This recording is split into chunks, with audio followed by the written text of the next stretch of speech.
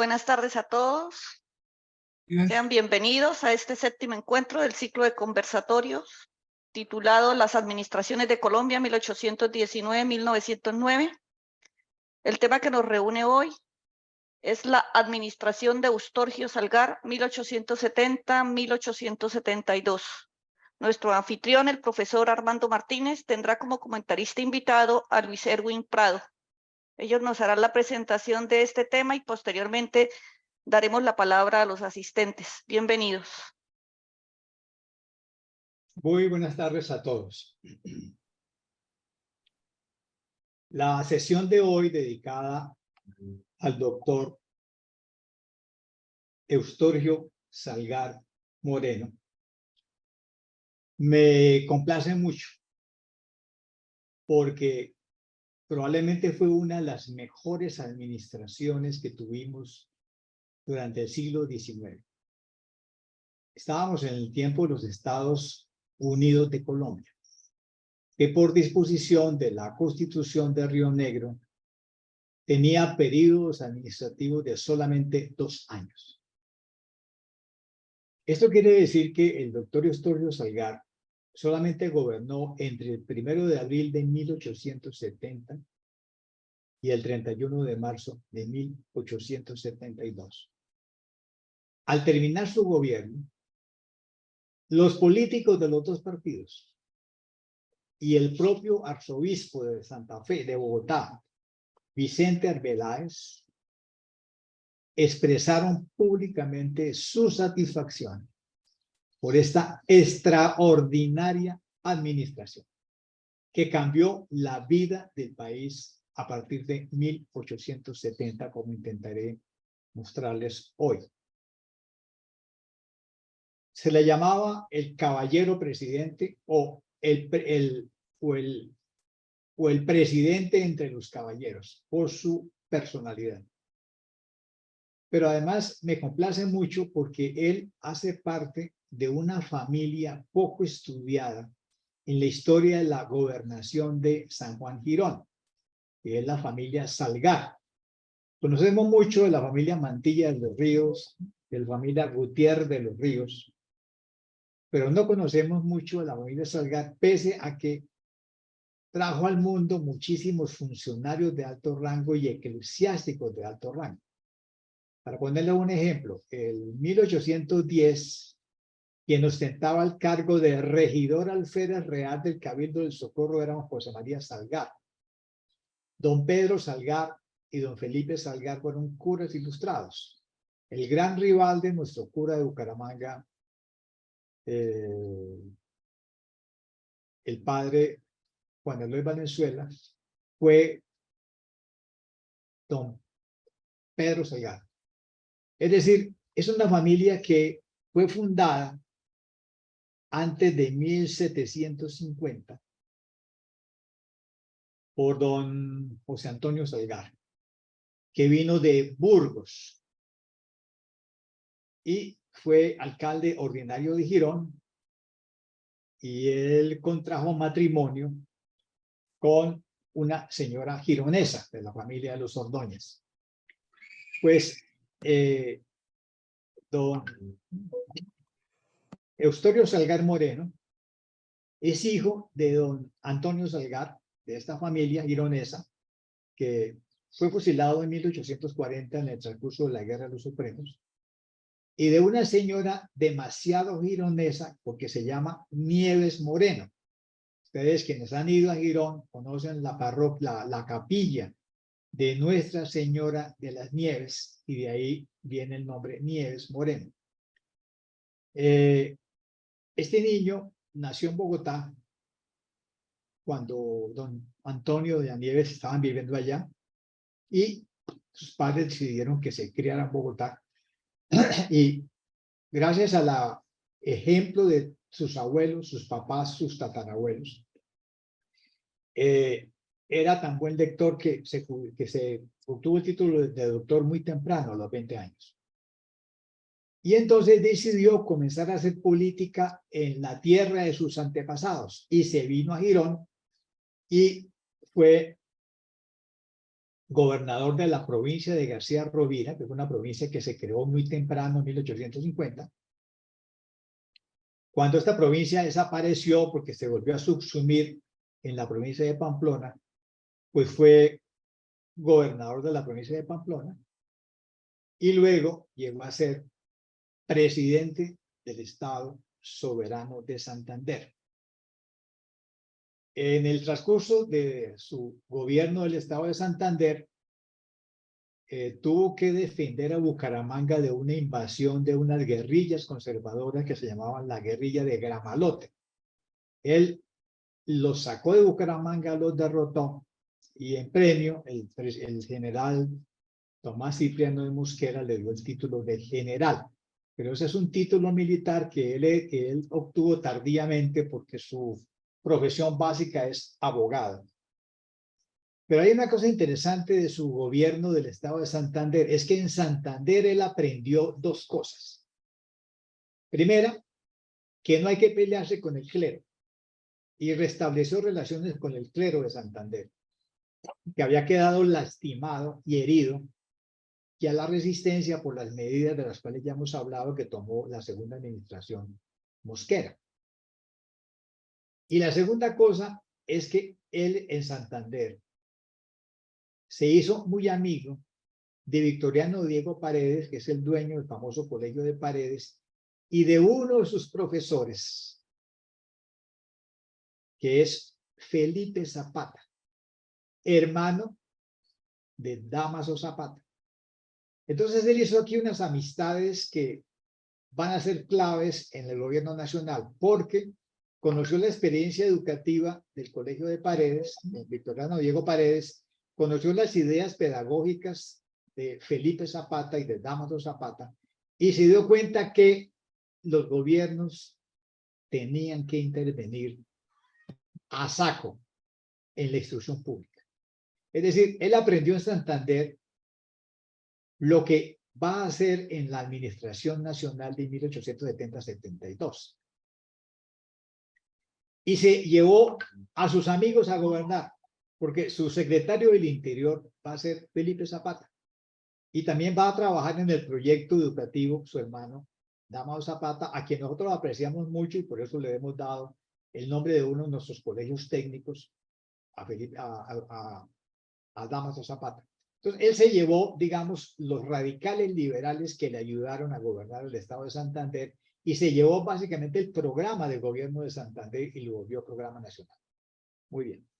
Con estos antecedentes familiares y de gobierno del estado de Santander, vamos a empezar a hablar ahora sí de la administración Salgar Moreno, como les digo, 1870-1872. Él se postula a la presidencia por los radicales liberales, que son los que lo van a apoyar. Y él se considera un paladín del radicalismo liberal. Pero para esas elecciones que se dieron en 1869, él tuvo que enfrentar algo que se llamó la Liga.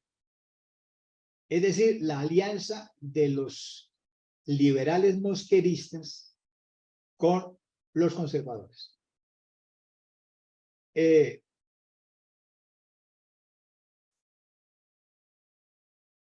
La Liga fue un primer experimento de Frente Nacional, en la cual los conservadores, que sabían que no tenían ninguna oportunidad de gobernar el país, se aliaron con los mosqueristas, cuyo jefe estaba en el exilio. Recuerden que él fue exilado después de que le dieron el golpe de Estado de 67 y fue reemplazado por Santos Acosta y luego por Santos Gutiérrez, que termina de gobernar en el 70. Entonces, estos conservadores le proponen a los liberales mosqueristas que hagan una especie de pacto que se llamó la Liga. Y esa Liga llamaría a la presidencia de nuevo a Tomás Cipriano de Mosquera, que estaba en el exilio, y se repartirían 50-50 los empleos públicos. Es decir, la paridad del Frente Nacional, que nosotros conocimos muchos años después. Y la Liga se le enfrentó a la candidatura de Historio Salgar, pero el general Mosquera, desde el exilio, dijo: no me interesa ser candidato a la presidencia. Entonces, disolvió la Liga. Eso hace que en las elecciones de 1869, Eustorgio Salgar consiga el voto de 5 de los estados, que fueron Boyacá, Santander, Bolívar, Magdalena y Panamá. Antioquia votó por otro candidato, Pedro Alcántara Ranz, que ya había sido presidente, y los estados más conservadores, Cauca y Boyacá, votaron de todas maneras por Tomás, por quien reemplazó a Tomás de Mosquera, del cual no interesa ahora. Muy bien.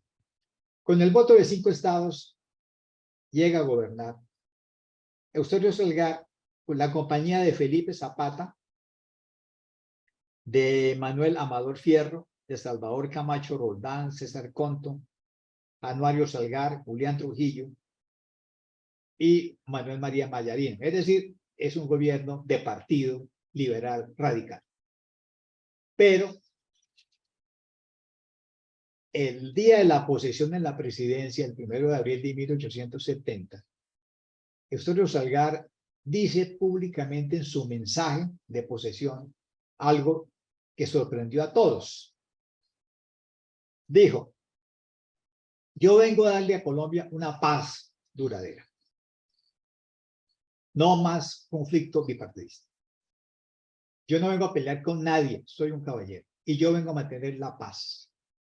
Así que lo primero que voy a hacer es darle seguridades al arzobispo Vicente Arbeláez, que lo voy a respetar y que voy a respetar la práctica de la católica y que aquí conmigo no va a haber más expropiaciones de bienes eclesiásticos y vamos a mantener una paz y respeto mutuo entre el Estado y la Iglesia.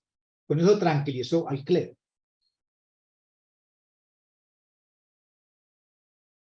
Y en segundo lugar dijo: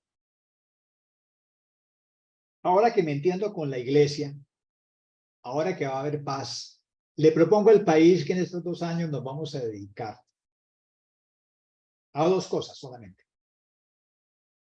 a restaurar la moralidad de la sociedad y a introducir la instrucción pública obligatoria y gratuita en todos los 9 estados. Porque, dice él, los cimientos de la república y de la paz permanente hay que buscarlo en las escuelas. Solo por medio de la instrucción podremos alcanzar todos los beneficios, resolver el problema de la conciliación entre la libertad y el orden. Queremos una revolución pacífica para llevar la luz de la civilización a los hogares de nuestros conciudadanos. Como yo voy a disminuir el presupuesto de guerra, voy a consagrarme a fundar un sistema de educación popular que regenere y levante el carácter nacional y sea el más fuerte vínculo de unión entre los estados. Yo necesito estabilidad, paz, y la mejor reforma política que yo voy a dar es introducir la educación pública, obligatoria y gratuita. De inmediato presentó al Congreso de la República un proyecto de ley que se convirtió en ley en 1870, que destinaba 100.000 pesos para fundar las escuelas normales en los 9 estados. Miren, el proyecto educativo de Nueva York, que es el modelo que tiene Salgar, había empezado con 20.000 pesos. El de Salgar empezó con 100.000 pesos que le aprobó la legislatura de 1870.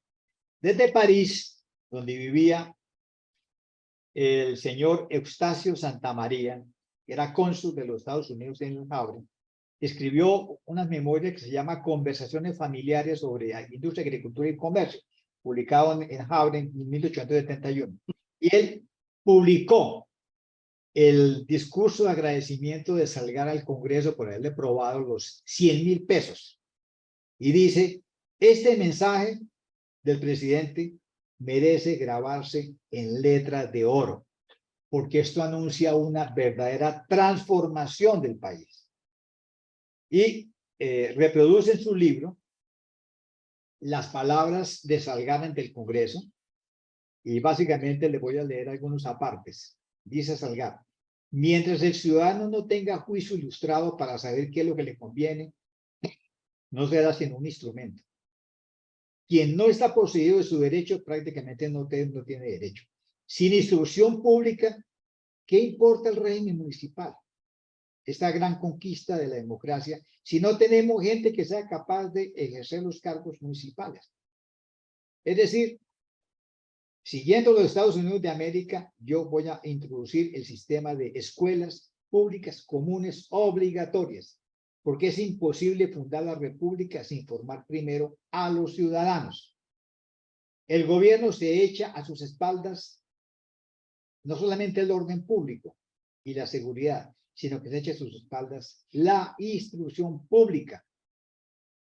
Muy bien.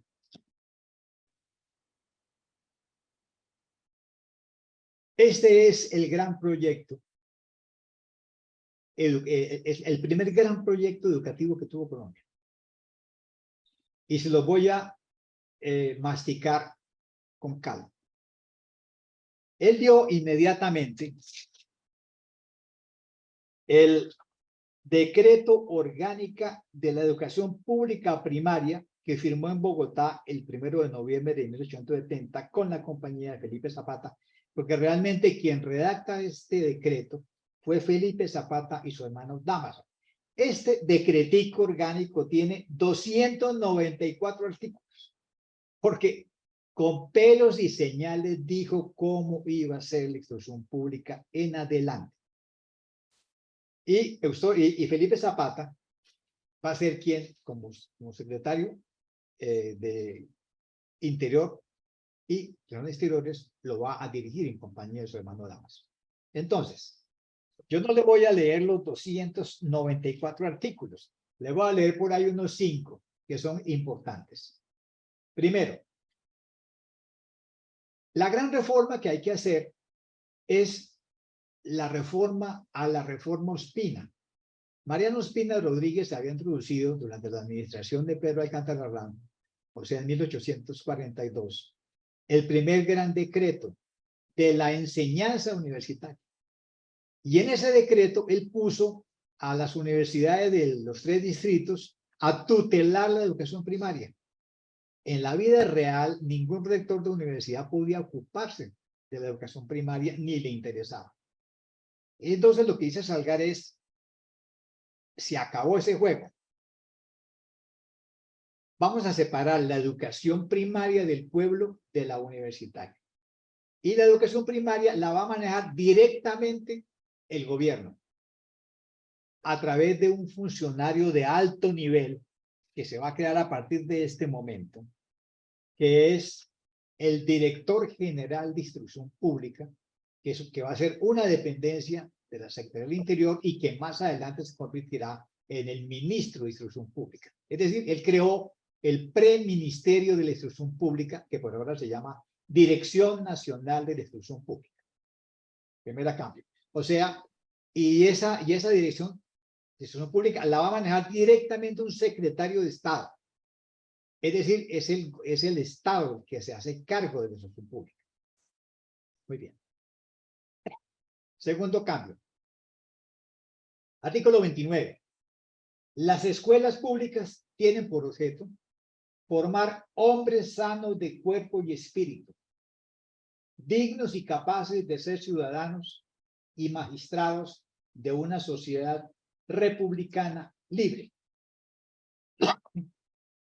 Entonces, la enseñanza en las escuelas no se limitará a la instrucción, sino que comprenderá el desarrollo armónico de todas las facultades del alma, de los sentidos y de las fuerzas del cuerpo. Es un deber de los directores de escuela hacer los mayores esfuerzos para elevar el sentimiento moral de niños y jóvenes que se le confían a su cuidado e instrucción. Todos los directores de escuela cuidarán de instruir a sus discípulos en los derechos y deberes que tienen como colombianos. Muy bien. Por primera vez se dice que la escuela tiene que ir más allá de la instrucción y tiene que dedicarse a la educación de la moralidad de los jóvenes. En segundo lugar, la educación primaria es obligatoria entre los 7 y los 15 años. Tenemos hoy en día una ministra que acaba de hacer aprobar una ley que dice que en Colombia la educación es un derecho y consideran que esa es la gran avanzada de la civilización. No, la avanzada es este decreto que dijo que no es que sea un derecho, es una obligación. Es decir, el padre campesino tiene que enviar a sus hijos a la escuela entre los 7 y los 15, obligatoriamente, o si no van por él. Cuando la educación es obligatoria, ahí sí cambia realmente la sociedad. No cuando yo tengo un derecho que puedo usar o no usar. No, es una obligación. Y iban casa por casa. El niño, ¿por qué no está en la escuela? Lo sacaban del hogar campesino. Y crearon una figura que se llamaba el polizonte, que lo traía de la oreja a la escuela. Es obligatorio.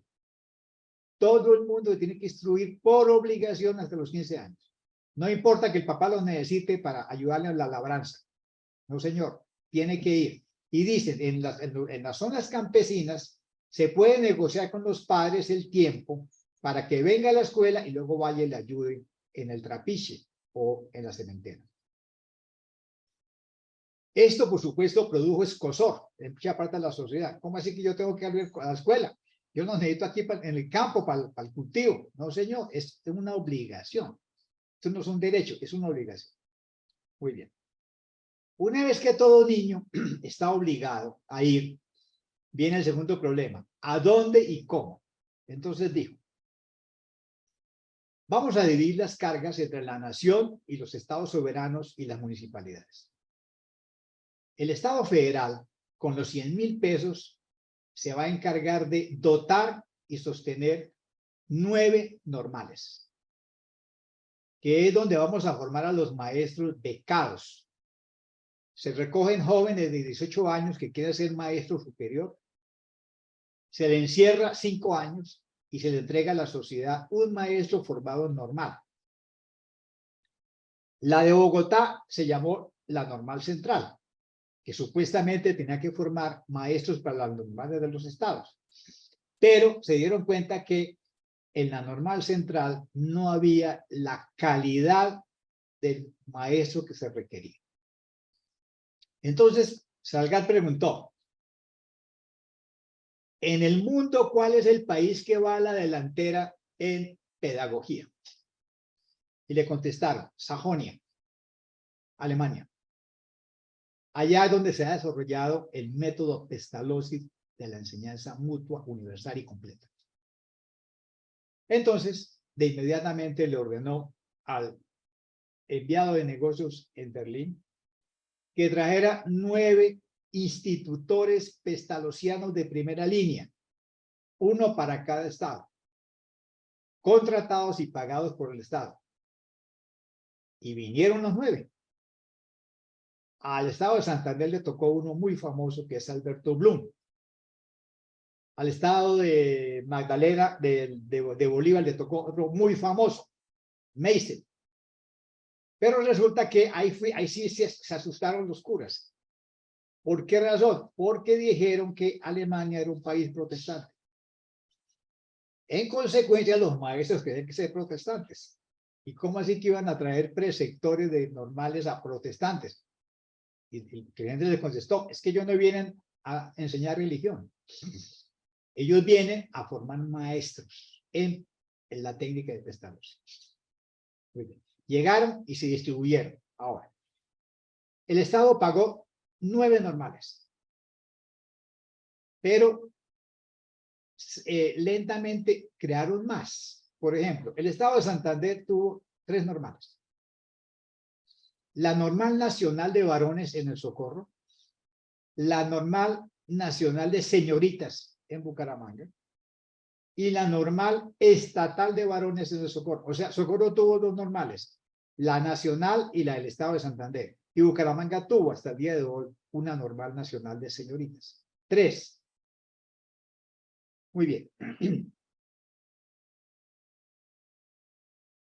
El Estado Nacional construirá los edificios de las normales. Y lo hizo. Ahora, ¿qué le corresponde al Estado? A los 9 estados les correspondía dotar a las escuelas primarias de edificios propios y pagar los maestros de primeras letras. Porque se dijo algo que nunca se había dicho. Toda persona que sea maestro en este país cobrará sueldo del Estado. Puede ser del Estado de la Unión o del Estado soberano. Es decir, se acabó la educación gratuita de los maestros o de las señoras viudas que en su casa abrían un colegio. Todo maestro tendrá un sueldo y se puso en esta ley cuánto ganaría cada uno. Y tendrá una pensión. Es decir, sin darse cuenta, creó la primera profesión femenina en Colombia. La profesión de maestra. Paga y con pensión, con lo cual la mujer se valorizó, porque es candidata a pensión y todos los hombres veían en ella una vejez tranquila y asegurada con la pensioncita de la maestra. Pero además la mujer pudo cobrar un sueldo. Muy bien. Entonces, era obligatorio para los estados abrir escuelas de primeras letras, abrir normales, y el Estado pagaba normales, pagaba los maestros, pagaba los alemanes. Pero además el Estado dijo, yo me abrogo el derecho a ser el supervisor. Yo hago la inspección. Entonces, cada uno de los 9 estados recibía la inspección del director general de educación pública. Y le llamaba la atención a los directores estatales. Es decir, creó una burocracia que iba del director general de educación pública, sus inspectores nacionales, hasta llegar al director de cada uno de los estados y llegar a los directores de escuelas. Y a través de esa cadena, la inspección se llevó a cabo. Yo alcancé a conocer en mi juventud los inspectores nacionales de educación, que iban colegio por colegio. A ver, ¿usted qué está enseñando? ¿Usted qué texto lleva? Muy bien. Esta ley, este decreto además, dijo qué se le debía enseñar a los niños. Se dijo, no importa usted en cuál estado viva, usted tiene que aprender lectura, escritura, aritmética, pesas y medidas, lengua castellana, composición, a recitar, nociones generales de higiene, geografía, historia patria. Y además tienen que aprender a cantar. Todo niño, hasta mi generación, cantaba en la escuela. A mí, la profesora María Luisa Peralta Alfonso, en cuarto de primaria, me enseñó a cantar Pueblito Viejo, que no se me olvida todavía. La lectura comprenderá los grados en prosa y en verso. Había que aprender el sistema métrico decimal y decía todo eso. Ahora, y las escuelas se dividieron en 2, las escuelas primarias y las superiores. En las superiores había que aprender además teneduría de libros aplicada al comercio y a las oficinas públicas, cuentas, nociones de física, mecánica, química, historia natural, fisiología e higiene, cosmografía, geografía general, historia y geografía especial. Y tercero, tiene que haber escuelas de niñas, donde se enseñan exactamente las mismas cosas que se le enseñan a los hombres, pero también se les tiene que enseñar obras de aguja, economía doméstica y otros ejercicios que convengan particularmente a las mujeres. Y a mi mujer todavía le tocó que le dio la presentación hacer obras de aguja. Muy bien, esto va a durar hasta el siglo XX. Y luego se dice, pero aquí tenemos un problema, esto va ligado a la moralidad.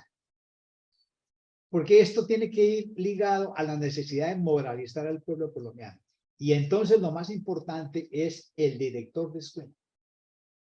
El director de escuela ejerce funciones santas y tiene que arreglar su conducta y su vida pública y privada para que sirva de ejemplo a todos los ciudadanos. Es decir, el maestro tiene que dar ejemplo de moralidad ante la sociedad. Tiene que ser pundonoroso y leal en sus relaciones, benévolo, afable en su trato, cumplido en sus maneras. Tiene que hacerse respetar y respetar. No puede tener accesos de pasión ni en debilidad que pueda comprometer su carácter. Debe tener un conjunto de virtudes varoniles. No puede tener ninguna falta contra el pudor, la temperancia, la moderación, el aseo. O sea, el maestro es una especie de santo que es el modelo de los estudiantes, modelo de moralidad, y encima tiene respirando en la nuca al inspector nacional. Por ejemplo, al director de escuela le está severamente prohibido el roce con personas reputadas de mala conducta en el lugar. Le queda prohibido frecuentar tabernas, cantinas, casas de juego. Eso se lo vigila el supervisor. Nada de que esté por ahí en un café tomando trago, tomando cerveza. Es prohibido a los padres y guardadores de niños dirigir reconversión al director de escuela en presencia de sus alumnos o de personas extrañas. Las quejas se deben tramitar directamente con los inspectores. Tiene que estar siempre muy bien vestido y debe aprender el método pestalozziano. Muy bien. La siguiente medida es que todo pedagogo tiene que afiliarse a una sociedad de pedagogía. Y esa sociedad se reúne para debatir los métodos pedagógicos modernos de Pestalozzi. Pero además, el ministerio crea una revista que yo la he leído 50.000 veces, que se llama La Escuela Primaria, que se publicó en todo el país y todavía se consiguen todos los archivos del país. En la UIT está completa. La Escuela Primaria es el periódico de la Dirección de Instrucción Pública donde se difunden ejemplos de enseñanza de matemáticas, aritmética, sistema métrico decimal, lenguaje, poesía, declamación, música, hasta las partituras las publicaban. Muy bien. Yo he estudiado esto en el estado de Santander, cómo se aplicó. Y los datos de la escuela normal de señorita son impresionantes. Niñas becadas que vivían en la normal superior, que trabajaban 16 horas diarias aprendiendo. Pero fuera de eso, cada escuela normal tiene que tener una escuela anexa, donde las niñas que están aprendiendo practican con niñas pobres en la escuela anexa, institución que hasta el día de hoy se mantiene. Bueno, a los que les interesa el tema, pueden entrar a Google y pedir el decreto orgánico de la educación pública primaria del 1 de noviembre de 1870 y se leen los 294 artículos para que aprendan cómo es que se educa un país. Muy bien. Pero la agenda básicamente era libertad, federación, instrucción, la agenda radical liberal. Ahora, en el segundo año de gobierno, el arzobispo Arbeláez, Vicente Arbeláez, se presenta donde el presidente le dice: señor presidente, estamos muy contentos con usted porque está moralizando al pueblo colombiano. Lo que no nos gusta de usted es que la Iglesia Católica perdió la tutela sobre la educación pública. ¿Cómo lo vamos a arreglar? Entonces él dice: mire, si usted lee el decreto, le queda claro que el gobierno no se mete en asuntos de religión. Le damos unas horas para que el cura del lugar le dé instrucción católica al niño que quiera. Pero el Estado no tiene por qué enseñar religión. Eso es asunto de ustedes, monseñor, no del Estado. La educación es laica, lo cual no quiere decir que no les demos tiempo para que usted venga como cura párroco y enseñe catecismo a los niños. Pero la educación es laica. Eso no le gustó al clero colombiano.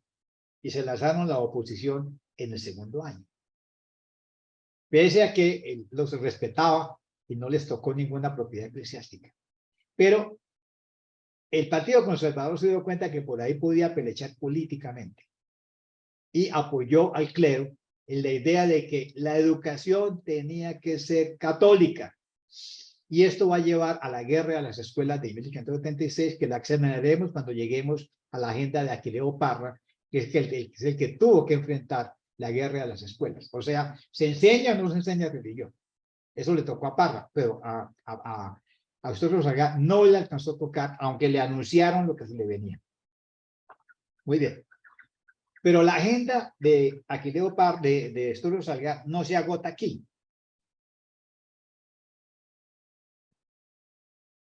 Le voy a contar las siguientes medidas que se hicieron bajo este gobierno. Primero, colonización de tierras. Se ofrecieron tierras baldías a quien quisiera colonizarlas. Y ahí empieza con gran fuerza la colonización antioqueña. y llama a todos los ricos de Bogotá y les dice, nosotros necesitamos que haya un banco privado de carácter nacional, donde el gobierno pueda poner la plata y ustedes puedan ser los prestamistas. Nosotros nos comprometemos a que ustedes nos manejen el dinero de la hacienda pública, pero ustedes tienen que ser un banco de crédito que le preste a los agricultores para que el país se desarrolle. Los ricos de Bogotá le hicieron caso y crearon el Banco de Bogotá. Eso se creó en esta administración. Una vez que creó el Banco de Bogotá, les digo, y ahora les pedimos un favorcito, que introduzca el patrón oro como ley de la moneda colombiana, que cada billete está respaldado en el patrón oro. Con mucho gusto. El Banco de Bogotá es el primer banco privado que adoptó el patrón oro y que puso orden en los bancos que nacían y morían en los estados, como los que nacieron en el estado de Santander, que todos murieron y que a veces los billetes no tenían respaldo en oro. Muy bien. Hizo la reforma monetaria el Banco de Bogotá, que es un banco para el depósito de fondos de crédito interior y exterior, para el cobro de letras giradas para pagar derechos de importación, para el giro de letras sobre la renta que tiene derecho Colombia en el ferrocarril de Panamá, y comenzó a negociar el canal interoceánico de Panamá, reorganizó la rama judicial, creó la Escuela de Arte y Oficios en Bogotá y aprobó el Censo de la Unión. El Censo de la Unión se había hecho en 1869, pero no había sido aprobado porque había muchas dudas sobre su fiabilidad. Él dijo, me la revisan y lo aprueban. Y en 1870 se aprueba el censo, que se había hecho en el 69, antes de él. Ese censo es muy importante porque nos demuestra en ese momento cómo estaba distribuida la población del país. Y les quiero decir que el estado más poblado era Boyacá, con 482.874 habitantes. El segundo era el Cauca, con 435.078 habitantes. Y el tercero, no lo van a creer, era Santander, con 425.427 habitantes, con lo cual Cundinamarca estaba por debajo con 409.602 y Antioquia iba de quinto, 365.000. ¿Eso qué quiere decir? Que el estado de Santander, con la tercera mayor población, tenía un peso político nacional que se veía perfectamente reflejado en la Cámara y en el Senado y en la clase política de Bogotá. Hoy en día somos el 4% de la población nacional y políticamente no pensamos nada. Le puede prescindir de Santander. Muy bien. Y ahora, él dijo algo que había dicho Mariano Ospina cuando se pasaron a la federación. Mariano Ospina dijo, bueno, yo acepto la organización federal. Y vamos a hacer una apuesta. ¿A quién le va a ir? ¿A quién le va mejor? Aquí se va a ver a quién le va mejor. Pues Salgar le dijo lo mismo. Vamos a ver a cuál estado le va mejor en la reforma instruccionista. Las estadísticas salieron 2 años después. ¿A quién le fue mejor en la cantidad de escuelas primarias, en el funcionamiento de las normales y en la cantidad de escuelas superiores? Blanco de la gallina lo pone. El estado de Antioquia. El estado de Antioquia. Es decir, los gobernadores vienen repitiendo, Antioquia la más educada. ¿De dónde sacaron eso? De las estadísticas de 1872. Y después, Santander. O sea, Santander y Antioquia rivalizaron por cantidad de escuelas abiertas, por cantidad de normales, por cantidad de escuelas superiores. Y por eso Santander y Antioquia son la vanguardia de la civilización colombiana desde la reforma Salgar hasta el día de hoy. ¿Cuál fue el estado que menos plata invirtió? Obvio, Boyacá. Y se ganó el puesto de el estado más iletrado, más analfabeto, donde menos se desarrollaba la civilización hasta el siglo XX. Pero desde entonces Antioquia lleva la delantera en educación. Y eso se refleja en todos sus índices de desarrollo económico. Y detrás, Santander. Bueno, yo tenía por aquí las estadísticas que fueron publicadas, que son sorprendentes, pero básicamente el número de escuelas primarias se cuadriplicó en 2 años. Y el Estado comenzó a repartir material de instrucción, cartillas, manuales, textos, mapas. Todavía en Santander de hoy uno puede encontrar en los museos 4 mapas del estado de Santander que se imprimieron en Londres, porque mandaron imprimir 200 mapas de cada estado en Londres para repartir en las escuelas. El Banco de la República tiene 3 y dice, Estado de Santander para las escuelas primarias, con lo cual los niños vieron en la pared de su escuela la imagen cartográfica de su estado y entendieron que eran santanderianos. Lo mismo pasó en Antioquia, en el Cauca, en Bolívar, en Magdalena, en Panamá. Todos tuvieron el mapa de su estado que mandó publicar en Londres, Salgado. Muy bien, y los intelectuales de este gobierno fueron los hermanos Zapata y Manuel Mayorina, que había sido presidente y que acepta el cargo de secretario del Interior, pero que llevó en la Dirección General de Instrucción Pública fue Felipe Zapata, como le había llevado Amado Zapata en Santander. Muy bien. La instrucción pública fue extraordinario lo que cambió, pero básicamente al acabar este gobierno quedó claro lo siguiente. El niño es el objetivo fundamental de la instrucción. El desarrollo de la iniciativa en el educando bajo la orientación del maestro, pero con mayor énfasis en métodos no autoritarios. Y sobre todo había que transmitir valores. Desarrollo del sentido de pertenencia, solidaridad hacia el prójimo, sentido de comunidad, importancia de la familia, especialmente mamá. Ahora, ellos publicaron unos formatos para premiar a los alumnos. Esos formatos todavía existen en los archivos. Y yo tengo ejemplos. ¿Cómo se premia a un estudiante? Se le da un certificado donde diga, el director de escuela certifica que Pedro González siempre dijo la verdad durante el curso escolar. Es de buenas maneras. Tiene carácter. O sea, empezaron a calificar a los estudiantes de acuerdo a su moralidad. Básicamente diciendo, siempre dijo la verdad, siempre respetó al maestro, siempre respetó a sus padres. O sea, le dieron una educación moral extraordinaria durante estos 2 años. O sea, el niño normalmente le daban aritmética y a los niños le enseñaban cómo debe comportarse en la calle. Y el maestro se iba detrás de los estudiantes al salir y los iba reprendiendo. ¿Usted qué hace ahí sin zapatos? ¿Usted qué hace ahí sin uniforme? ¿Usted qué hace ahí en esas casas de mala fama? ¿Usted por qué no respeta a su papá? ¿Usted por qué no saluda? ¿Por qué no se mete en la camisa? O sea, eran verdaderos educadores los maestros desde esta época. Bueno, yo fui parte de esa educación que duró hasta 1965 y a mí me tocaron esos maestros que no me perdonaban una, porque tenía que moralizar a los jóvenes. Ahora, hoy en día vaya, hágalo, a ver cómo le va. Si no terminan un juzgado en tutelado. Bueno, las asignaturas ya se las he contado, pero lo más interesante es el papel extraordinario de las normales. Las normales cambiaron totalmente de educación. En Socorro se publicó un periodo que se llama El Pestalozziano, que lo dirigió don Alberto Blum y su distinguida esposa, que fue directora de Normal. Es decir, quedó claro que el Estado tenía que intervenir abiertamente en la instrucción, que era obligatoria, que era gratuita y que tenía que ser neutral en asuntos de religión. Tenía que ser laica. Muy bien. El balance que se hizo al final fue extraordinario. O sea, Rafael Núñez estaba en África convaleciendo una enfermedad, le mandó un telegrama. Emocionado, lo felicito por su gobierno.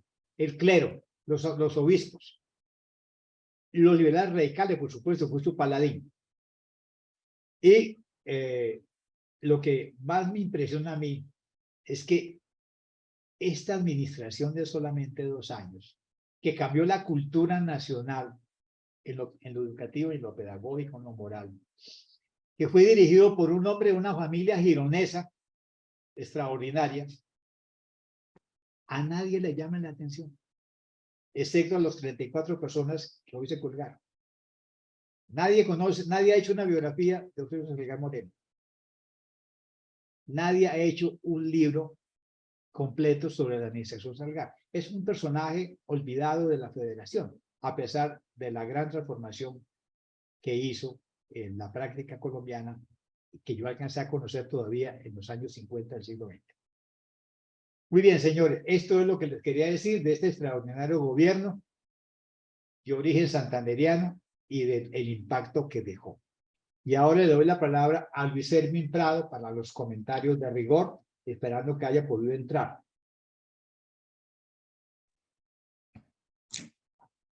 Ahí está. Buenas noches, espero que se encuentren todos bien. Yo siempre he pensado que después de escuchar a Armando uno puede terminar en el comentario es haciendo el perfecto ridículo. Por lo tanto, acomodaré mis aguas a puertos más amigables. Yo creo que lo que Armando nos acaba de demostrar magistralmente es una cosa que yo vengo hace muchos años explorando. O más que explorando, que me llama mucho la atención. Creo que lo primero es que no hay una historia de la educación en Colombia. Yo sé que aquí más de uno se podrá molestar por lo que puedo decir. Habrán estudios parciales, habrá un estudio de una que otra cosa o de que tal modelo pedagógico, pero realmente no tenemos un estudio que nos muestre el proceso de institucionalización de la instrucción pública en Colombia. Y yo creo que el momento Salgar es justamente ese momento, o sea, es un momento lo digo porque yo revisando el archivo, yo no he revisado tanto archivo como Armando, pero sí me puedo jactar que he revisado archivo. Es más, yo puedo decir que he revisado un archivo que Armando no lo ha revisado, que es el archivo notarial de Suaita. Ese no lo ha revisado. Yo encontré, a mí me ha llamado mucho la atención que desde Santander, en el periodo de Colombia, pues el que le llaman la Gran Colombia, empezó toda una política de la promoción de la instrucción pública y uno ve cómo, lo primero es, cómo en las principales ciudades se empiezan a crear escuelas de instrucción pública y colegios mayores. Pero también uno ve cómo el fenómeno, a medida que pasan los años y los 30, se va empezando a replicar a las parroquias, aledañas a las capitales provinciales, pero ahí uno ve una cosa, uno ve que se abren, dura 1 o 2 años, se cierran, después vuelven y se abren, generalmente se cierran cuando hay una guerra civil, se demoran 2, 3, 5 años y vuelve y se abre esa experiencia escolar, dura un poquitico más, a lo mejor en la nueva guerra civil que ocurre se cierra y se demora ya un tiempo en volver a abrir, pero ya no tanto como antes. Y en ese vaivén de ir y cerrar, uno va viendo que si en un tiempo se demoró 3 años la experiencia escolar, en el que sigue 4 o 5 años después, ya la experiencia son 5 años, y cuando uno va viendo hacia la segunda mitad del siglo XIX, esa experiencia escolar se va alargando a lo largo del tiempo y va teniendo una continuidad, que incluso en algunos casos, a pesar de que haya guerras civiles, si se cierra en el momento de la guerra civil, pero apenas termina, vuelve y se abre. Con otro elemento que me parece muy interesante es cómo se va extendiendo esa experiencia escolar en parroquias que nunca la habían tenido. Y eso me parece muy interesante porque nosotros generalmente cuando hacemos un diagnóstico o hacemos un juicio sobre la historia de Colombia y de la oligarquía como palabreja de moda, no nos damos cuenta del esfuerzo que tuvo que hacer el Estado y la dirigencia del Estado y los gobiernos para tratar de institucionalizar algo que en muchos casos no se tenían recursos. Y de alguna manera la experiencia de Salgar, a mi modo de ver, es una experiencia que viene de ensayos y errores de muchos años, que incluso viene con pecados del liberalismo radical. No nos olvidemos que el liberalismo radical quiso acabar la profesión bajo la idea de que acabó con la experiencia radical, se acabó la universidad del primero, segundo y tercer distrito, con esas reformas liberales de medio siglo, y que la idea de que la formación era libre pero ya uno después ve cómo ese radicalismo se da cuenta del error que comete, y en la experiencia de Salgar, ¿sí? Y de ahí en adelante uno ve todo el esfuerzo por construir una ley orgánica de instrucción pública más o menos robusta y coherente y que realmente se pueda aplicar. Creo que tanto lo de Mariano Espina Rodríguez en el 43, la ley de educación del 43 o 42, si mal no recuerdo, y la de Salgar son como los dos grandes pivotes de leyes de educación que se construyen en este país. Obviamente el más avanzado y el más, digamos, completo es el de Salgar. Pero lo que yo quiero señalar es que justamente ese proyecto de alguna manera no nace ex nihilo, sino que nace de una serie de momentos de ensayo y error, de experiencias escolares intermitentes, pero que a pesar de que son intermitentes, cada vez que vuelve a iluminarse, esa luz es un poco más prolongada hasta que finalmente uno ve cómo esa experiencia finalmente termina volviéndose ya estructural. Yo creo que eso es un poco lo que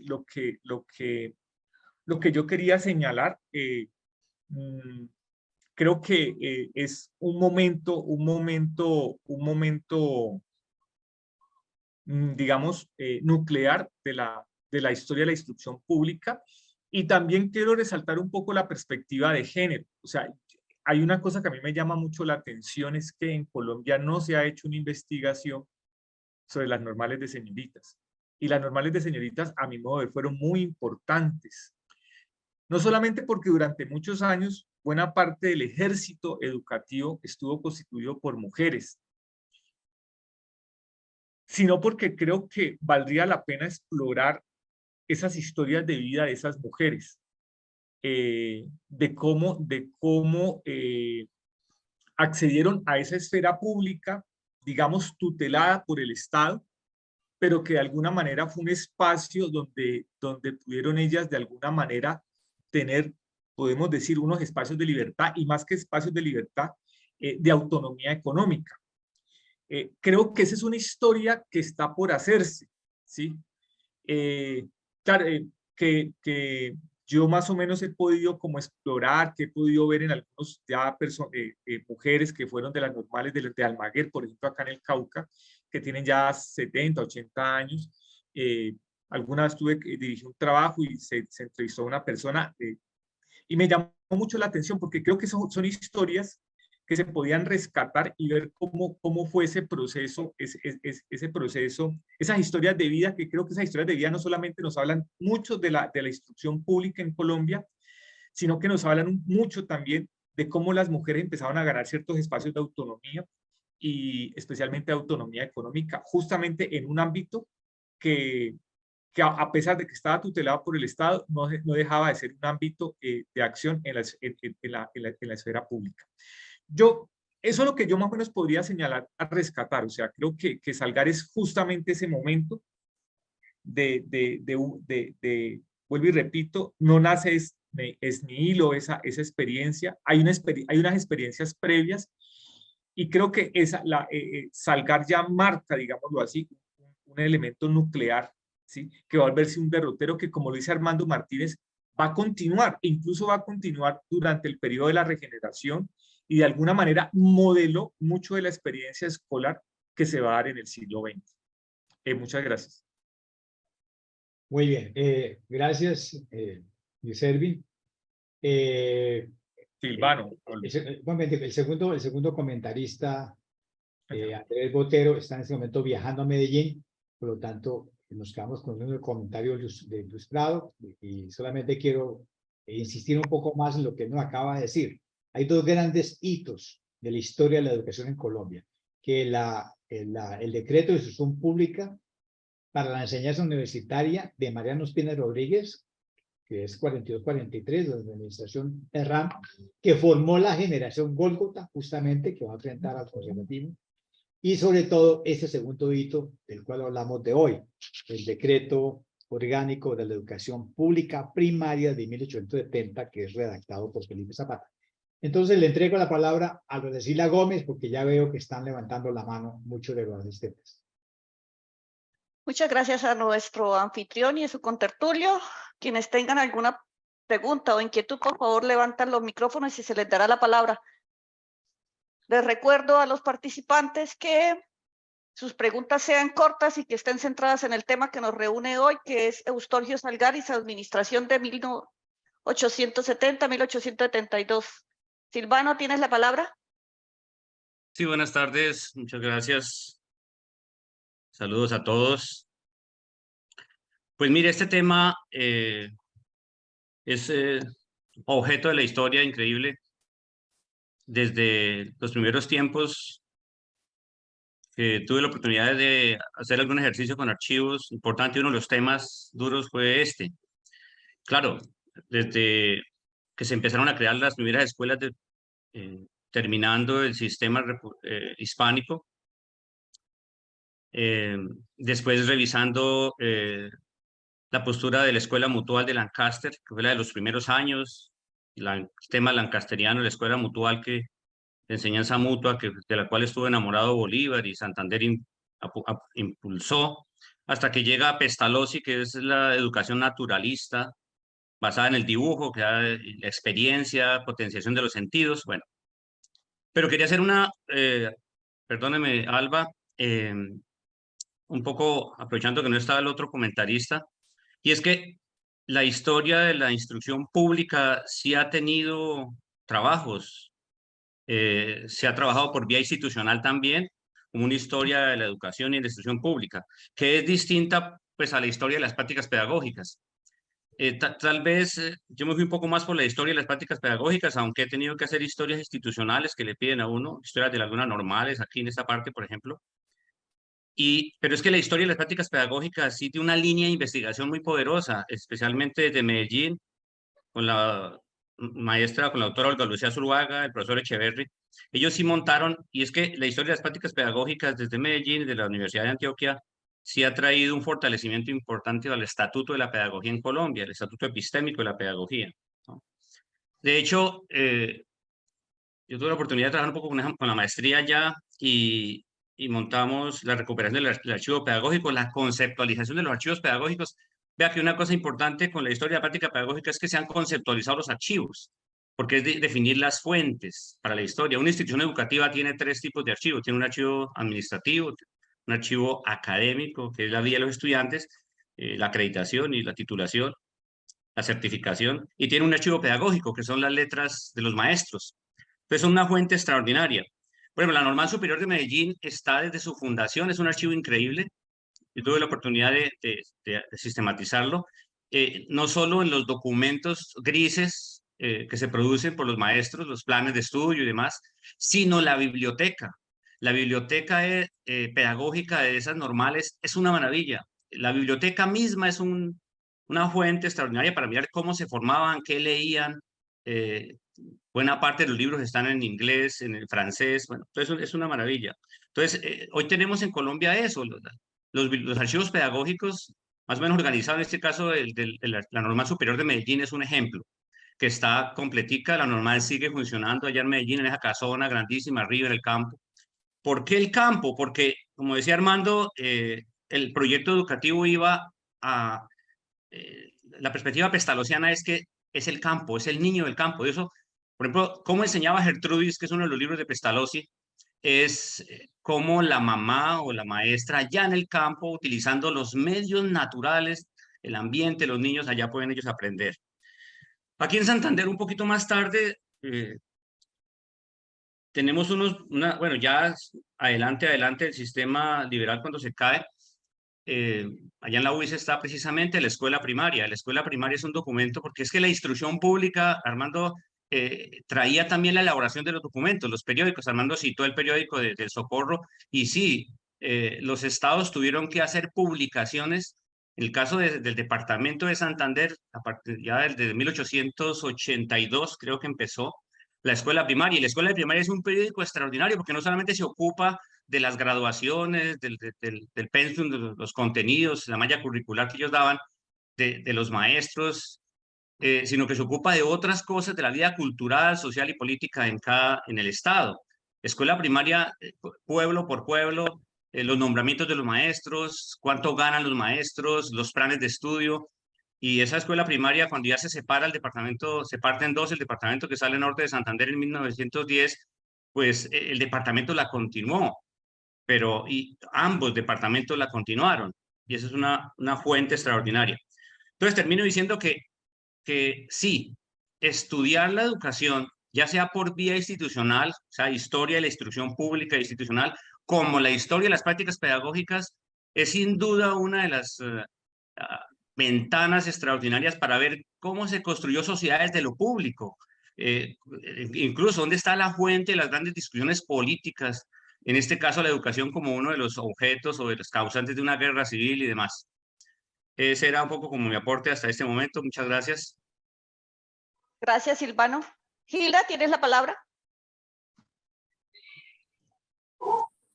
Buenas tardes a todos. Bueno, muchas gracias.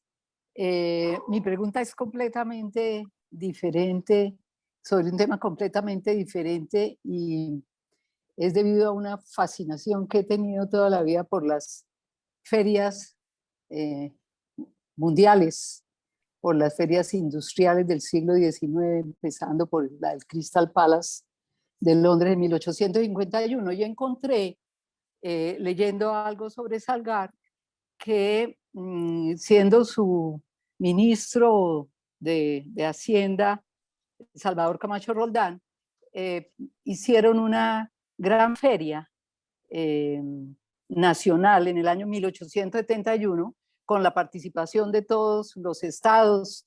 Entiendo que cada estado llevaba cosas de minería o botánica o zoología,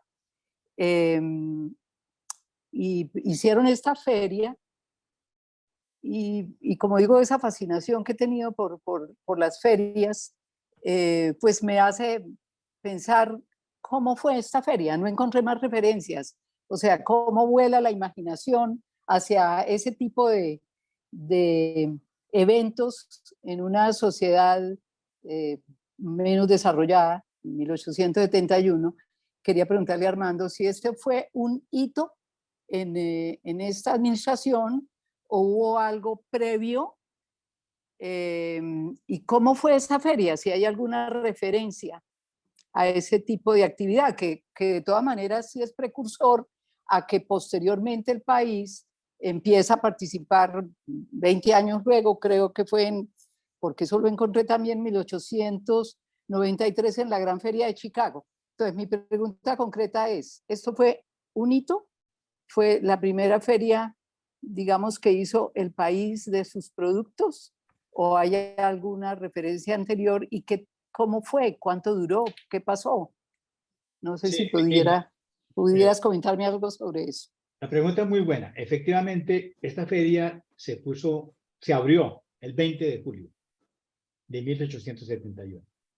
Y la orden la dio directamente el presidente Salgar. El presidente Salgar dio la orden el 12 de diciembre, y había que hacer una exposición de productos espontáneos de los bosques y territorios despoblados y de frutos agrícolas que se pudieran exportar. O sea, esto estaba ligado a que el Estado, el secretario de Hacienda, que es este extraordinario hombre, Salvador Camacho Roldán, identificara qué era posible de exportar. Porque uno de los elementos de la reforma fiscal de Salgar es promover las exportaciones. Entonces, esa feria tenía como objetivo dignificar productos que pudieran ser exportados. Era una exhibición industrial, y que se abrió hasta el 20 de julio, una muestra, y se hizo en la sede de la Escuela de Ciencias Naturales. Se trataba de reconocer las riquezas espontáneas de los bosques y ver cuál era el estado de las industrias de exportación y qué mejoras se podían introducir. Ahora, la exposición nacional duró el resto del año 1871, pero yo no tengo noticia de una exposición antes de esta. De ahí en adelante sí va a haber muchas en todo el país, especialmente la del centenario, pero no tengo noticia de una previa a esta, de modo que pues es la primera. Y no conozco un folleto que haya salido de esta exposición, pues no pudiera haber fotografías sobre eso, pero me deja la inquietud de empezar a buscar información sobre esta feria exposición industrial del año 71. Bueno, entonces te dejo la inquietud y luego me comentas si encuentras algo, porque me parece que debe ser algo bello porque habla como de pabellones, pero no hay ninguna otra referencia. Así es. Me dejó Bueno, la tarea. bueno, gracias, hermano. Esa imagen. Gracias, Hilda. Eduardo, ¿tienes la palabra? Bueno, Armando, buenas tardes. Buenas tardes. Bueno, en primer lugar, para felicitarte por esta intervención del día de hoy. Y la pregunta que vengo a realizar es si la tarea educativa de Eustorgio Salgar estuvo inspirada en la tarea administrativa de Domingo Faustino Sarmiento, expresidente de la Argentina, quien también hizo una labor muy grande por la educación en su país, quien dijo, educar es gobernar. Entonces no sé si él estaría inspirado también en Domingo Faustino Sarmiento y también en las presidencias del clan López, Carlos Augusto y Francisco Solano López de Paraguay, que ellos generaron un proceso de industrialización muy significativo en Paraguay, que como bien se sabe, la guerra de la Triple Alianza frenó esa industrialización, pero era el país en América Latina que tenía el menor índice de analfabetismo y cero deuda externa. No sé si Eustorgio Salgar se inspiraría en esos modelos. No, agradeciendo la atención. no, Eduardo. Él no tuvo, él no se inspiró en eso, sino porque tenemos una indicación exacta de cuál fue su modelo. Su modelo fue su modelo fue Nueva York. En Nueva York alguien propuso esta gran inversión en escuela primaria. Pero digamos, Santander cuando pasó en 1831 por Nueva York, de camino a Nueva Granada, él también se había fijado en Nueva York, en la cantidad de escuelas primarias obligatorias que había para todos los niños. Ya llegó con esa carreta aquí a poner más escuelas. Pues Salgar y sobre todo los hermanos Zapatas, que habían estado en Nueva York, habían venido admirados del vigor de la escuela primaria pública, gratuita, obligatoria de Nueva York. Entonces, el modelo lo dice en algún informe, Salgar lo dice. Queremos ser como ese señor que reunió 20,000 pesos en Nueva York para las normales. De modo que el modelo es claro, es el modelo norteamericano que habían visto en el estado de Nueva York. No tiene nada que ver con otros modelos franceses o hispanoamericanos. Gracias, Armando, muy amable.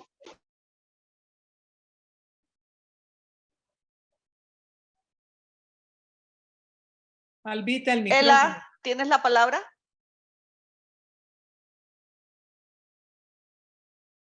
Ela Cecilia, ¿tienes el micrófono apagado?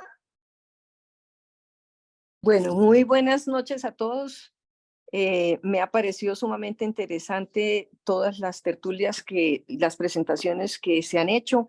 Quiero felicitar especialmente pues a los ganadores pues realmente a Elenita Arenas. Aprovecho para felicitarla, igual que lo ha felicitado todo el mundo en el chat, por ese reconocimiento tan importante y tan especial para todos en arte y cultura. Me parece magnífico también para el colomboamericano, a quien quiero mucho. Bueno, pues muy interesante el tema sobre Eustorgio Salgar, una persona de la cual nos tenemos que sentir muy orgullosos en Santander, y lastimosamente aparece casi siempre como si fuera bogotano. Pero mirando uno su hoja de vida, su historia, pues él nació y murió en Bogotá, pero sus padres, sus abuelos, sus bisabuelos, su tatarabuela María Josefa de Hermosilla fueron de Girón. Su tatarabuelo sí era español, pero murió en Girón. Bueno, y quería hacer el nexo tan especial porque recuerdo especialmente que el 10 de febrero de este año, cuando estuvimos hablando, cuando nos hicieron la presentación sobre la compañía Barrio y Sordo, se habló especialmente de Manuel García. Y Manuel García, ¿perdón? Manuel García Salgar. Bueno, no, pero Manuel García, casado con Ignacia Micaela Salgar y sí. Hermosilla, sí, y entonces esa María Ignacia Micaela, precisamente hermana de José Joaquín Salgar y Hermosilla, que son los bisabuelos de Eustorgio. Y de María Ignacia Micaela Salgar de Hermosilla y Manuel García, pues viene una descendencia muy interesante, pues entre otras también antepasados de varios de los que están aquí en este chat. Por ejemplo, era María Ignacia Micaela, era tatarabuela tercera mía. Entonces, pues personas muy valiosas, muy queridas, muy reconocidas, santanderianas, netamente 100%. Y también lo interesante de Eustorgio, a quien sus padres quisieron que se educara en Bogotá, de todas maneras, y tuvo muchísimo que ver con Santander en muchísimos momentos. Bueno, fue secretario de Hacienda de Colombia, fue embajador de Colombia en Estados Unidos, general del Ejército Nacional de Colombia, procurador general de la Nación, gobernador de Santander. Él tuvo siempre a Santander en su corazón, gobernador de la provincia de García Rovira y pues, gobernador de Cundinamarca, presidente de los Estados Unidos de Colombia. Bueno, en todo caso, pues a veces no se lo nombra a él como si hubiera sido un santanderiano que estuvo en la presidencia de la República, pero sí nosotros como santanderianos me parece que le debemos dar todo el reconocimiento y divulgarlo muchísimo más, sobre todo por eso tan valioso que hizo con respecto a la educación. Pero él también hubo muchas otras áreas y la exposición pues de Armando, como siempre, brillante, ¿no es cierto? Pero él tuvo, voy a leer aquí algo que anoté hace unos 15 años. Dice, se considera su presidencia un tiempo de paz. Se posesionó en el solio de Bolívar el 1 de abril de 1870.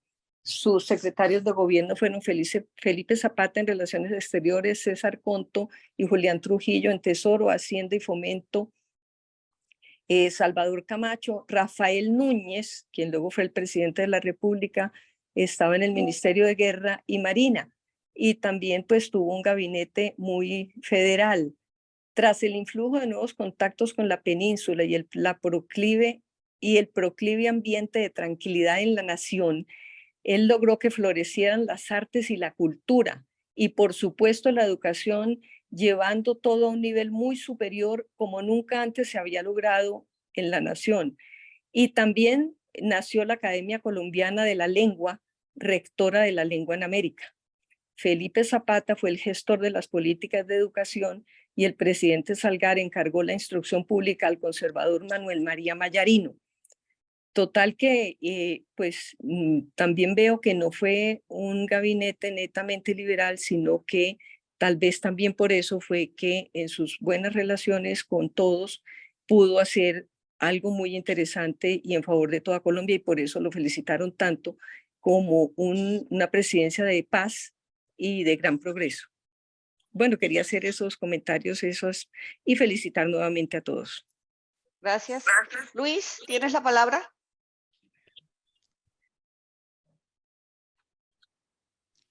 Luis Erwin.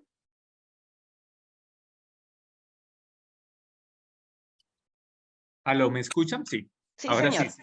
Es que no sé por qué no podía.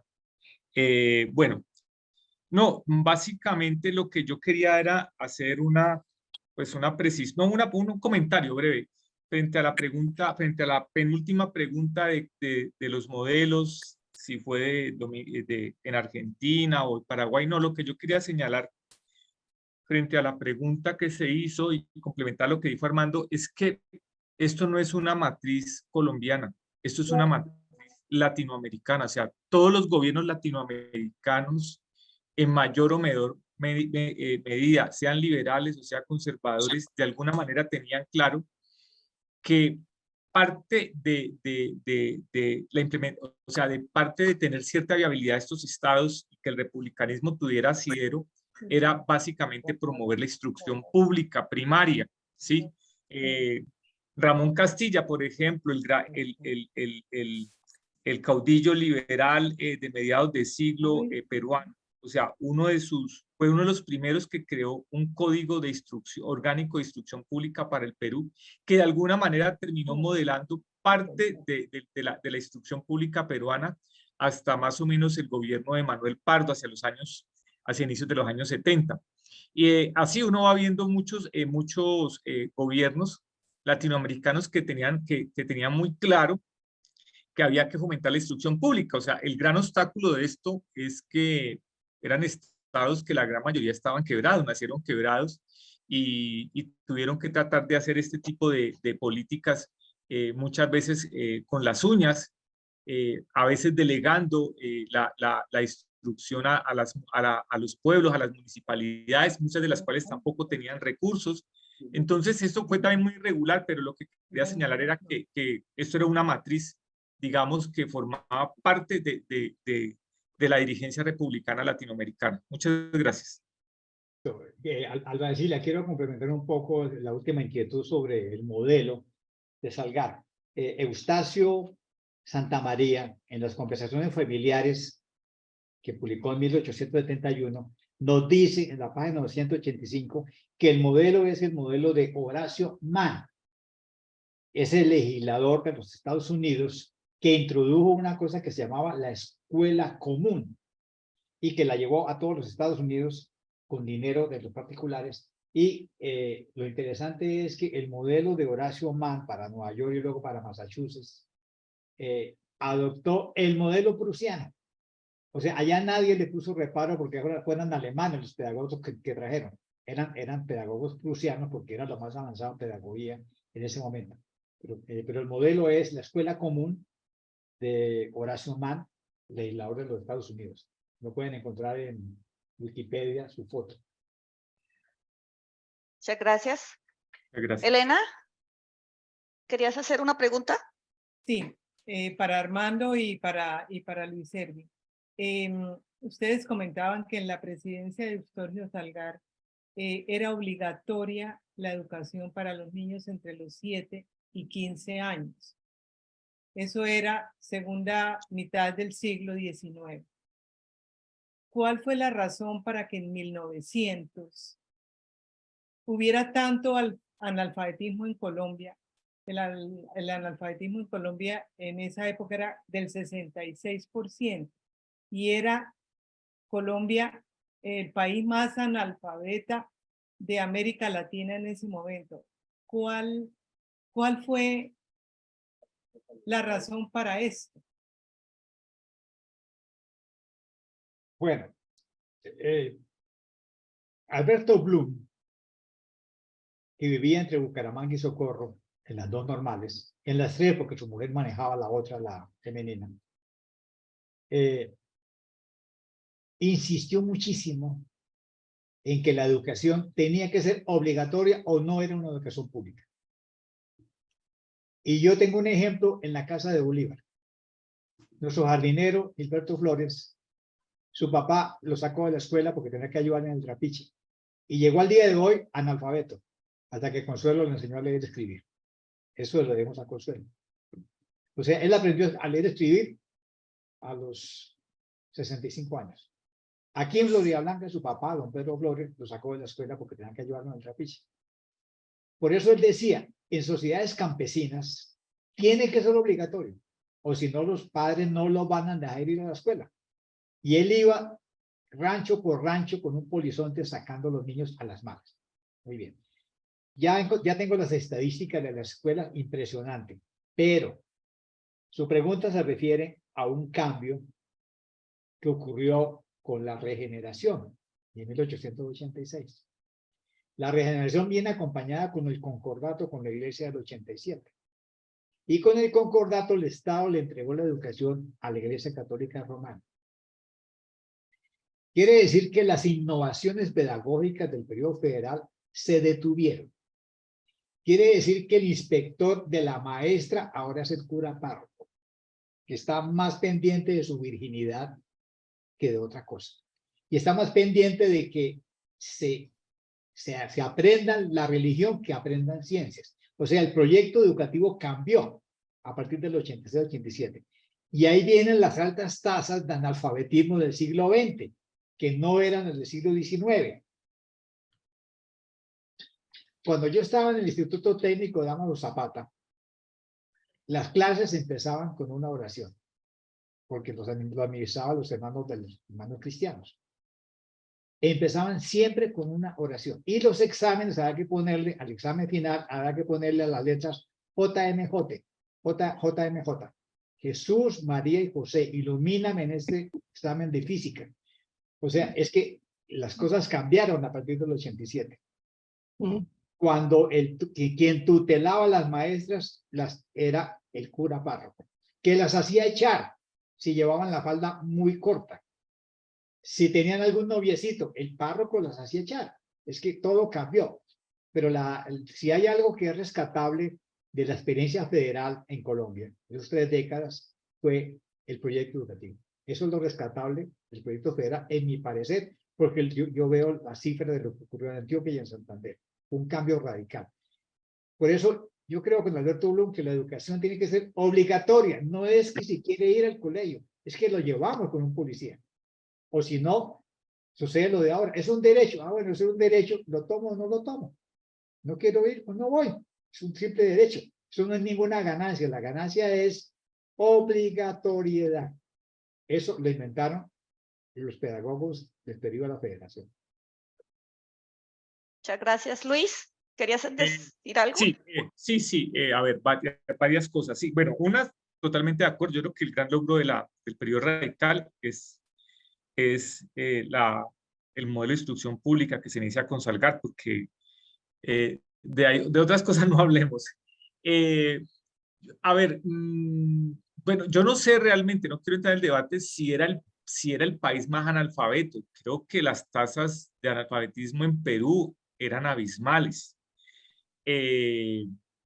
Pero por eso es justamente lo que yo dije en mi comentario, que creo que el profesor Silvano lo tiró para otro lado. Es que a nosotros nos hace falta una historia de la instrucción pública. O sea, yo estoy de acuerdo se han hecho muchos estudios, pero generalmente se han centrado muchos en las prácticas pedagógicas.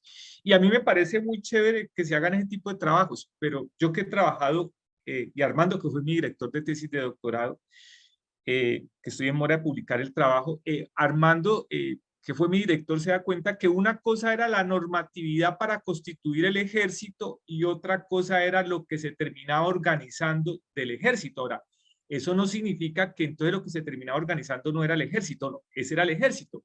Pero mucho de lo que quedaba en la ley quedaba justamente ahí, en el papel. ¿Y por qué? Porque eso también pasa con la instrucción pública, lo que quería señalar, que hace falta una historia de la institucionalización de la escuela, pero no la escuela con mayúscula. O sea, la historia de la escuela de Jordán, de Aratoca, de Chinácota. ¿Sí me entienden? O sea, ¿cómo se va dando esa experiencia? Porque si bien podía haber también, y ahí puedo generar un debate con Armando, si bien podía haber una ley que obligara, que era obligatorio llevar a los chicos al colegio, el otro problema es hasta qué punto había la infraestructura escolar que permitiera que los niños y niñas fueran a instruirse. Entonces, muy posiblemente en Socorro, en San Gil, o sea, en los poblados más o menos grandes o parroquias más o menos ricas. Yo me hago una pregunta, por ejemplo, Guane, realmente cuando llegó a tener, por ejemplo, una experiencia primaria. Lo digo porque, por ejemplo, yo lo veo acá en el Cauca, ¿sí? Geografía ignota, o sea, aquí hubo pueblos, parroquias, que es hacia muy tardíamente la segunda mitad del siglo XIX que empiezan a tener una primera experiencia escolar como el Rosal, como San Sebastián, ¿sí? Entonces, claro, puede haber una norma, ¿sí? Muy robusta, muy completa, pero otra cosa es eso en la práctica, cómo va operando. Es ese tipo de historias que nos hacen falta, de cómo se va institucionalizando la educación. Porque también la norma decía, así tiene que ser el profesor. La pregunta es, ese profesor o esa profesora en el Rosal hoy un pueblo que sigue siendo perdido en el macizo colombiano, en el departamento del Cauca, ¿realmente era ese modelo? A ese tipo de cosas es que yo quiero señalar, porque muy posiblemente en Cali, Bogotá, Medellín, Bucaramanga, Florida Blanca, Piedecuesta, Socorro, San Gil, Vélez, muy posiblemente la norma de alguna manera, a pesar de que no se cumplía a rajatabla, se podía, digamos, se cumplía en buena medida, pero y el otro territorio, o sea, sí, eso es lo que entonces yo creo que también, y ahí donde digo, ahí entra la precariedad del Estado, o sea, el Estado no tenía los recursos suficientes para poder volver este proyecto de instrucción pública, o sea, de hacer la educación primaria universal, porque no tenían los números de profesores suficientes, no tenían los recursos suficientes para pagar a los docentes, tener locales escolares, etcétera, etcétera. A eso es lo que yo más o menos me refiero, y esa también es una de las razones de peso que a inicios del siglo XX, como lo señala Elena, justamente Colombia tenga todavía unas tasas de analfabetismo supremamente altas, ¿sí? Porque es que, vuelvo y repito, es que es necesario hacer esa historia y cómo se institucionaliza, ¿sí?, la escuela. O sea, no hacer una historia, y por eso no estoy demeritando ese tipo de historiografía, o sea, la historia de las prácticas, o sea, pedagógica o las historias, no, eso es muy bello, pero listo, ¿cómo llegó Pestalozzi a una vereda de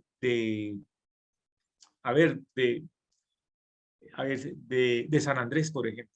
¿Sí? A eso es lo que yo me refiero, a eso es lo que yo me refiero, o sea, ese tipo de estudios que no muestra esa experiencia de cómo llegó Pestalozzi a Timbío, o si llegó, porque esa es la otra cosa, ¿sí?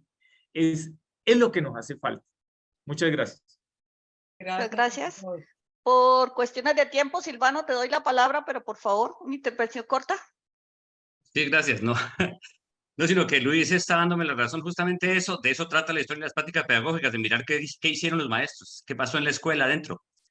Bueno, Elena tiene mucha razón, la pregunta es muy buena y a veces suscita algo, y eso es con respecto a Armando también, el tema de las fuentes. Definitivamente la historia de la educación no se puede hacer con decretos solamente, o sea, los decretos pintan una cosa, pero la realidad es otra. Entonces, como para ir más allá de las normas y de los decretos, toca ir a la práctica pedagógica, es decir, qué pasó adentro de las escuelas, ¿no? Por eso me encantó lo que dijo Luis, porque finalmente me da la razón. Bueno, es un asunto de práctica. Esa historia de las prácticas pedagógicas es la que cuenta qué pasa dentro en las escuelas. Y sí, mire, una de las fuentes que hemos tenido que tratar mucho es los viajeros.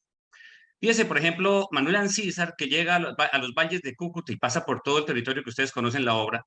¿Qué es lo que dice de Cúcuta?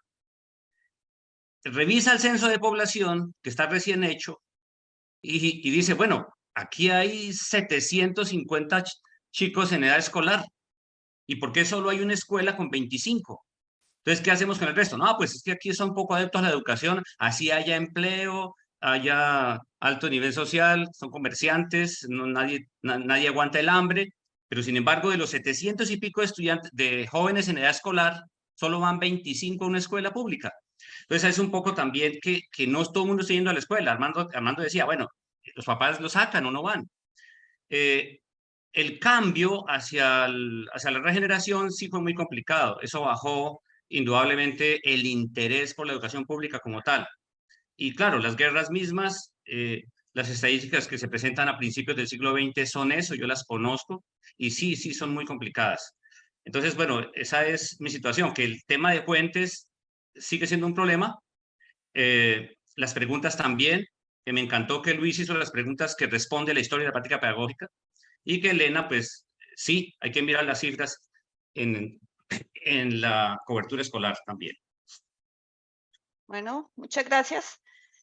No tenemos más preguntas ni más tiempo. Vamos a dar por terminado este encuentro. Le damos las gracias a nuestro anfitrión y a su contertulio y los esperamos a todos el próximo viernes 3 de noviembre con la administración de Aquileo Parra 1876-1878. Gracias a todos por su participación. Bueno, hasta luego. Chao, Luis. Chao, chao. Bueno, Hasta luego, gracias. muchas gracias. Bueno. Luego, Muchas chao. gracias. Chao. Muchas gracias a todos. Gracias.